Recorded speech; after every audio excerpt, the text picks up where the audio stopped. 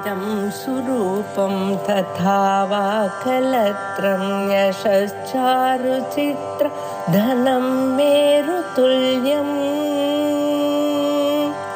मनश्चेन लग्नं गुरोरङ्घ्रिपद्मे ततः किं ततः किं ततः किं ततः किम्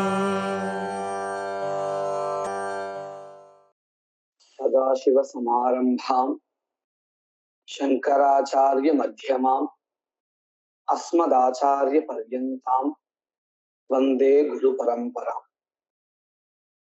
श्रीगुरुभ्यो नमः. नालावद् श्लोकम्. निवेश्योद्याने स्वालय परिसरस्थे रहसिताम् तदीयं सौन्दर्यं निरतिशयमालोक्य च मुहुः सकामी स्वस्मिन् तां कथमपि सरागां रघुपतौ विरागां च श्रीमत्यपि कलयितुं यत्नमकरोत्. இந்த ஸ்லோகத்துல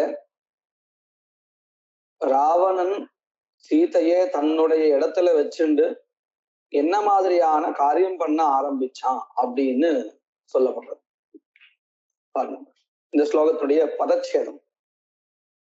நிவேஷ்ய உத்யானே ஸ்வாலய பரிசரஸ்தே ரஹசி தாம் ததீயம் சௌந்தர்யம் நிரதிசயம் ஆலோக்ய ச முஹுः சஹ காமி ஸ்வஸ்மின் தாம் கதமபி சராகாம் ரகுபதௌ விராகாம் ச ஸ்ரீமதி அபி கலயிதும் யத்னம் அகரோத். இப்படி பதச்சேதம். இதனுடைய அர்த்தம் என்ன? சஹா காமி, சஹா அந்த ராவணன் எப்பேற்பட்டவன்? காமி, அதிகமான ஆசையை கொண்டவன். இந்த இடத்துல காமி அப்படின்னு பதத்துல இனி பிரத்யா, பிரத்யான்னு சொன்னா இந்த இடத்துல சஃபிக்ஸ், ப்ரிஃபிக்ஸ்ன்னு சொல்றது உண்டு, சிலது சஃபிக்ஸா வரக்கூடியது. இப்போ இந்த இடத்துல சஃபிக்ஸா இருக்கு, இனி பிரத்யா. அதாவது இந்த பிரத்யமானது ஒரு நிந்தார்த்தகமா இருக்கு. ஒரு அந்த யார் காமின்னு நம்ம இங்க சொல்றோமோ யார, அவரை நிந்திக்கிறதா இருக்கு. அதுக்காக இந்த பிரத்யத்தை இந்த இடத்துல உபயோகப்படுத்திருக்கா. இந்த பிரத்யத்துக்கு நிறைய அர்த்தங்கள் உண்டு. அதுல நிந்தா அப்படிங்கிற இந்த அர்த்தமும் உண்டு. எப்படி தெரிகிறது பாருங்க. பூமநிந்தா பிரசம்சாசு நித்யயோகே திஷாயனே சம்பந்தே அஸ்தி விவக்ஷாயாம் பவந்தி மதுபாதயஹ அப்படின்னு இந்த வியாக்கரணத்துல வரக்கூடிய சம்பந்தமான வியாக்கரணத்தினுடைய சம்பந்தமான ஸ்லோகம் இது. இந்த ஸ்லோகத்துல இந்த மதுபாதயா பிரத்யாக, மது முதலிய பிரத்யங்கள் எந்த மாதிரியான அர்த்தங்கள்ல உபயோகப்படுத்தப்படுறது அப்படின்னு சொல்லியிருக்கு. அந்த மது முதலிய பிரத்யங்கள்னு சொன்னோம் இல்லையா, அதுல இந்த இனி பிரத்யமும் ஒண்ணு. இது நிந்தார்த்தகமாக இங்க சொல்லப்பட்டிருக்கு. ஆக மொத்தம் நமக்கு இப்ப என்ன அர்த்தம் கிடைச்சது? சஹா காமி, அந்த ராவணன் எப்பேற்பட்டவன் சொன்னா நிந்திக்க தகுந்த ஆசையை உடையவன். அவன் என்ன செஞ்சான்? போன ஸ்லோகத்துல நாம பார்த்தோம், சீதையை அபகரிச்சுண்டு போயிட்டான்னு பார்த்தோம்.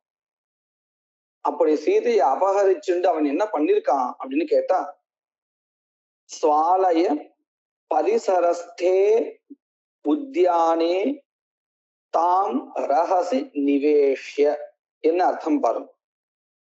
ஸ்வாலய பரிசரஸ்தே, ஸ்வஸ்ய ஆலய ஸ்வாலய தன்னுடைய இருப்பிடம், அவனுடைய அந்த ராஜபவன் தான் தங்கியிருக்கக்கூடிய இடம். அந்த பரிசரஸ்தே சுற்று வட்டார், அதாவது தன்னுடைய அந்த இருப்பிடத்துக்கு அருகிலேயே.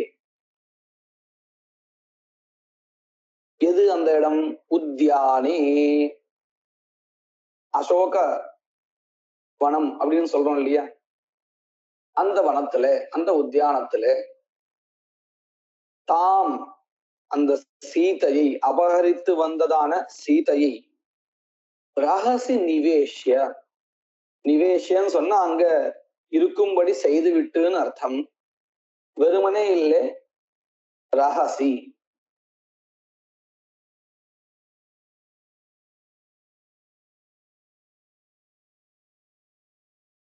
தாம் ரகசி நிவேஷ்ய, அந்த சீதையை ஒரு மறைவான தனிமையான இடத்தில் இருக்கும்படி செய்துவிட்டு என்ன பண்ணினான்?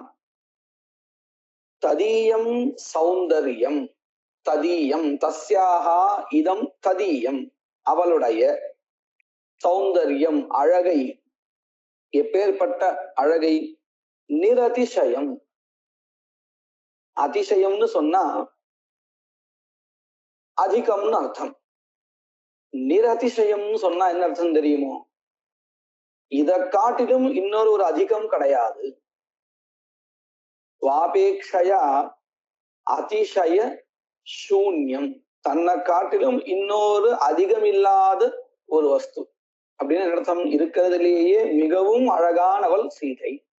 அப்பேற்பட்ட அந்த சீதையினுடைய அழகை நிரதிசயம் ததீயம் சௌந்தர்யம் முகுஹு, மறுபடியும் மறுபடியும் ஆலோக்கிய, பார்த்து விட்டு, இதுக்காகத்தான் தன்னுடைய பவனத்துக்கு அருகிலேயே சீதையை வச்சுட்டான்.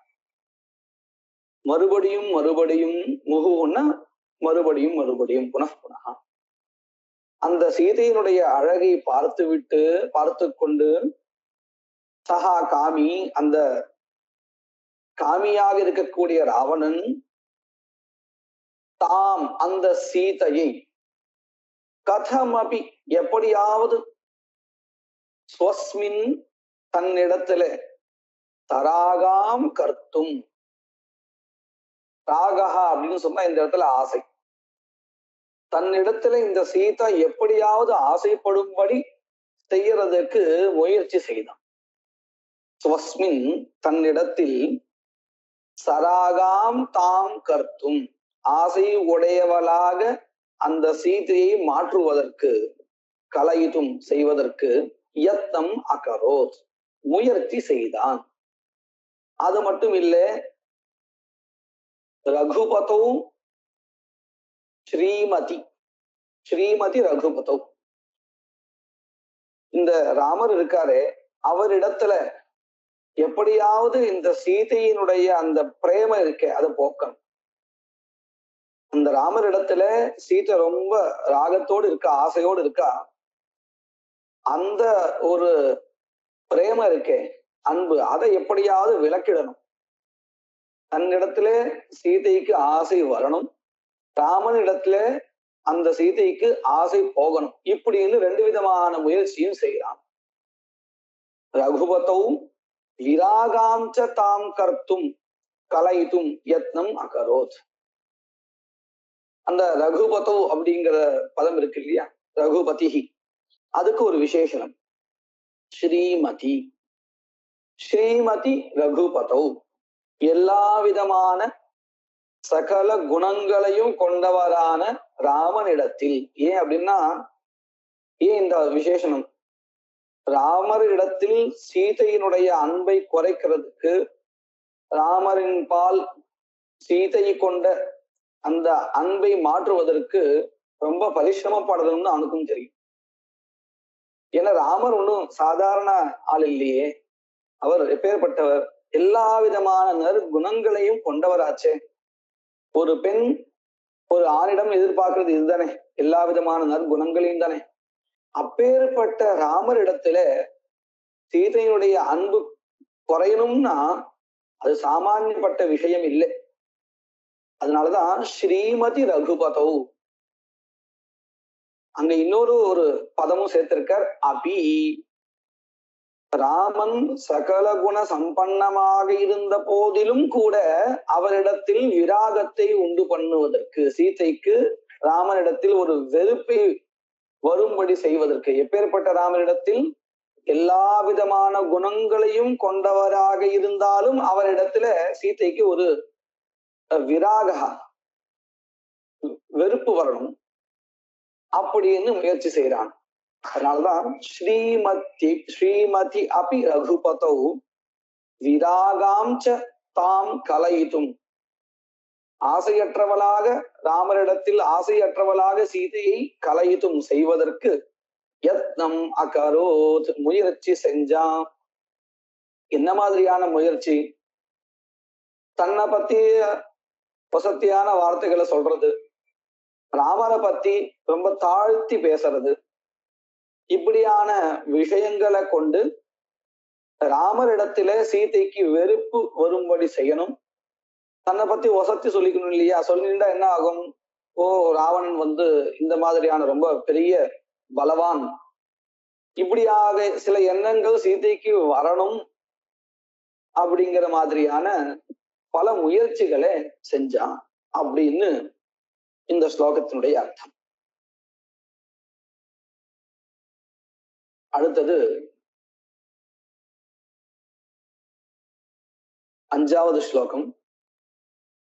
ஏதஸ்மின்னந்தரே நிர்ஜனகஜமுடஜம் வீக்ஷ சம்சோச்சத தாமன்வேஷ்டும் சானுஜேனாத்யட விசரதாவாப்த பம்பா தடேன ராமேண பிராபிதஸ்ய ஸ்ரியமினதனயஸ்யாஜ்ஞயா உத்தீர்ணவார்த்திஹி லங்காம் கத்வாஞ்சனேயோ ஜனகதுஹிதுராவாச விருக்ஷாக்ரகோபூத். ரக்தராவர்த்தி. ஏதஸ்மின் அந்தரே நிர்ஜனகஜம் உடஜம் வீக்ஷ்ய சம்சோச்சத தாம் அன்வேஷ்டும் சானுஜேன அத்யடவி விசரதா அவாப்த பம்பா தடேன ராமேண பிராபிதஸ்ய ஸ்ரியம் இனதனயஸ்ய ஆக்ஞயா உத்தீர்ணவார்த்திஹி லங்காம் கத்வா ஆஞ்சநேயः ஜனகதுஹிதுஹு ஆவாச விருக்ஷாக்ரகः அபூத். இந்த ஸ்லோகத்துலதான் சீதையை தேடுறதாகவும் சீதையை தேடி ஹனுமான் லங்கைக்கு போறதாகவும் சொல்றார். ஏதஸ்மின் அந்தரே, இதற்கு இடையில் அப்படின்னு அர்த்தம் தமிழ்ல. எதற்கு இடையில்?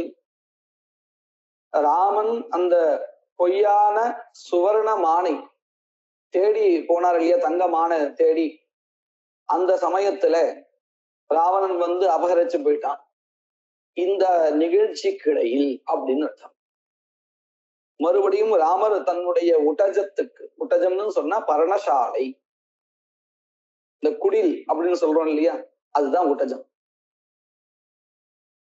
உடஜம் வீக்ஷ்ய, தன்னுடைய குடிலை பார்த்து விட்டு. எப்பேற்பட்ட குடில் அது? நிர்ஜனகஜம், ஜனக மகாராஜாவினுடைய பெண் ஜானகி இல்லையா? அந்த ஜானகி இல்லாததான குடிலை பார்த்து விட்டு. நிர்ஜனகஜம் உடஜம். நிர்ஜனகஜம் அப்படிங்கிறது இந்த உடஜத்துக்கு விசேஷணமா இருக்கு. நிர்கதா ஜனகஜா சீதா யஸ்மாத் தம் நிர்ஜனகஜம், இப்படி சமாசம் பண்ணும். ஜானகி இல்லாத அந்த குடிலை பார்த்து விட்டு, வீக்ஷிய பார்த்து விட்டு, சம்சோச்சதா மிகவும் துன்பத்துடன் கூடியவராக ராமர், ராமரால் நம்ம திருப்தியா வச்சுக்கணும். இடத்துல சம்சோச்சதா இருக்கிறதுனால, அதாவது சம்சோச்சதா விசரதா ராமேன அப்படின்னு அங்க சேர போறது.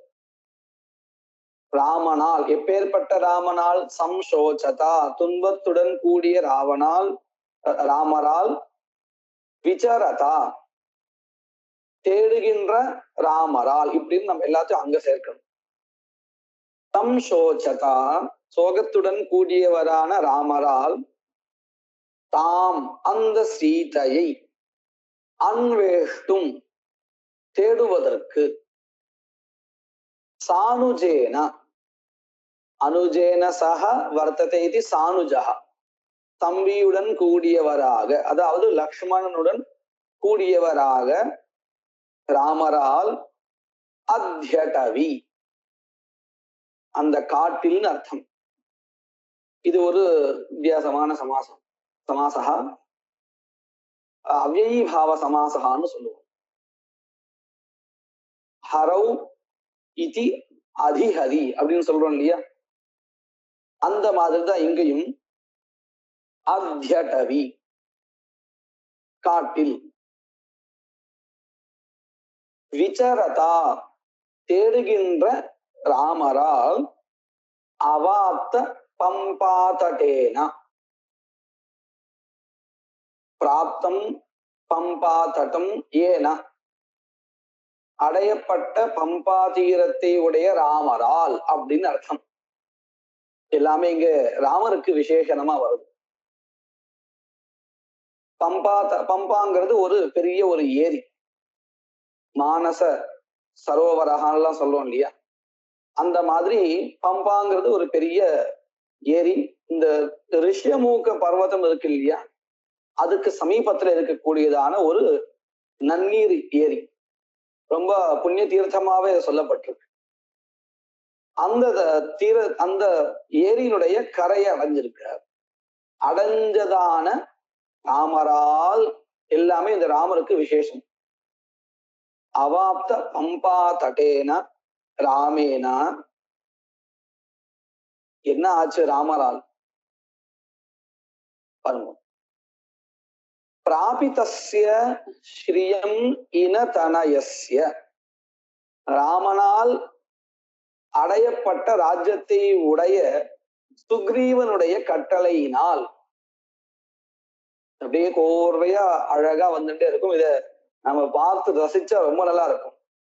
ஏன்னா எங்கேயுமே நிக்கல பாருங்க, எல்லாமே விசேஷமா, ஒவ்வொரு விஷயத்தையும் தனித்தனி விஷயமா இருந்தாலும் தனியா சொல்லாத விசேஷமாவே சேர்த்துட்டே எல்லா விஷயத்தையும் வர்றார். விஷயத்தை தனியா சொல்லாத ராமருடைய விசேஷமா சேர்த்துட்டு எல்லா விஷயத்தையும் கொண்டு வந்துட்டார். ராமேன ராமரால், பிராபிதஸ்ய அடையப்பட்டவருடைய அப்படின்னு அர்த்தம். யார் அடையப்பட்டவர்? இனதனயஸ்ய, இனஹான்னு சொன்னா சூரியஹா, இனஸ்ய தனயஹா, இனதனயஹா, தனயஹான்னா புத்திரன் அர்த்தம். சுக்ரீவன் அப்படின்னு அர்த்தம். நமக்கு தெரியும் ராமாயணத்துல ஒவ்வொரு கேரக்டர், அதாவது சுக்ரீவன் ஒருத்தர் இடத்துல வந்தவர், வாலி ஒருத்தர் இடத்துல இருந்து வந்தவர், இந்த மாதிரி நமக்கு தெரியும்.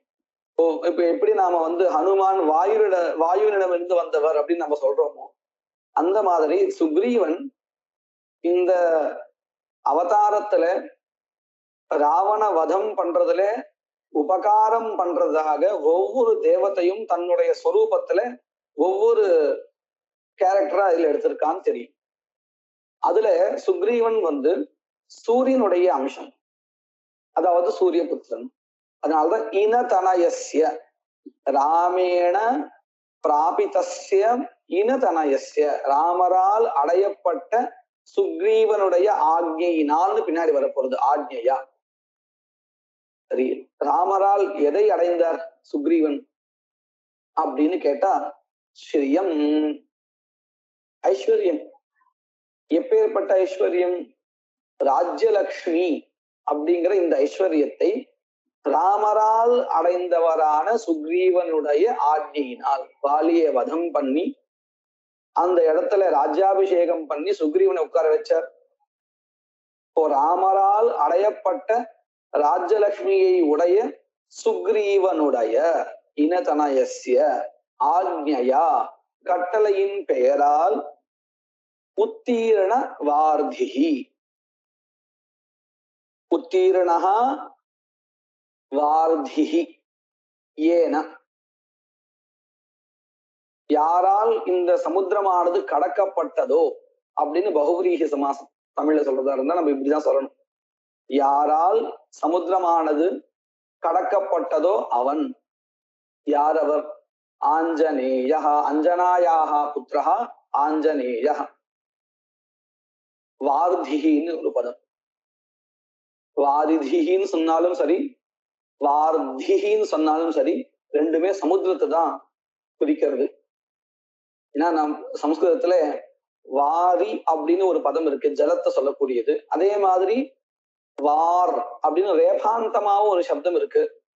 வாஹ வாரி வாரி அப்படின்னு சொல்லுவோம் இல்லையா, அதுவும் ஜலத்தை தான் சொல்றது. அதனால வாரி சப்தத்தை எடுத்திருந்தால் வார்திகி, வாரி சப்தத்தை எடுத்திருந்தால் வாரிதிகி. ரெண்டுமே சமுத்திரத்தை தான் சொல்றது. அதாவது வாரி தீயந்தே அஸ்மின் இதி வாரிதிகி. அதே இடத்துல வாரி சப்தத்தை எடுத்துட்டு வார் சப்தத்தை சொன்னா இதே வியுற்பத்தினாலேயே அங்கே வார்திகி அப்படிங்கிற பதம் வருது. உத்தீரண வார்திகி. யார் அவர்? தாண்டிய சமுத்திரத்தை உடையவர் ஆஞ்சநேயா. அவர் என்ன பண்ணார்? லங்காம் கத்வா, லங்கையை அடைந்து, ஜனக துஹிதுஹு, துஹிதா அப்படின்னு சொன்னா பெண், ஜனகஸ்ய துஹிதா ஜனக துஹிதா, ஜனகருடைய மகளாகிய சீதையினுடைய ஆவாச விருக்ஷாகிரக அபூத். ஆவாசகா அப்படின்னா இருப்பிடம். இப்போ சீதை என்ன மாளிகையா இருக்கா? இல்லை, ஒரு உத்தியானத்துல ஒரு மரத்துக்கு கீழே இருக்கா இல்லையா? அந்த மரம் தான் சீதையினுடைய இருப்பிடமா இப்போ இருக்கு. சிம்சுபா விருட்சம்னு சொல்லுவோம். அந்த மரத்துக்கு கீழே தான் இருக்கா இப்போ. அதுதான் சீதையினுடைய ஆவாச ஸ்தானம். அந்த ஸ்தானத்தை இவர் இப்படி குறிப்பிடுறார். ஆவாச விருக்ஷா, விருக்ஷஸ்ய அக்ரே. அக்ரே சொன்னா மேலே, நுனியில் அர்த்தம். கிளையினுடைய நுனியில். ஆவாச விருக்ஷாகிரக அபூத். ஆவாச விருக்ஷ, அந்த சீதையினுடைய இருப்பிடமான மரத்தினுடைய நுனியில் இருப்பவராக அபூத் ஆனார். யாரு? ஆஞ்சநேயா. இப்படி ஹனுமார் லங்கையை அடைஞ்சு அங்க பலவாறாக தேடி கடைசியில இப்போ சீதையினுடைய இருப்பிடமான அந்த விருட்சத்தினுடைய நுனியில உட்கார்ந்து பார்க்க போறார் இங்க என்ன நடக்கிறது அப்படின்னு. இதை நாம அடுத்தடுத்த ஸ்லோகங்கள்ல பார்க்கலாம்.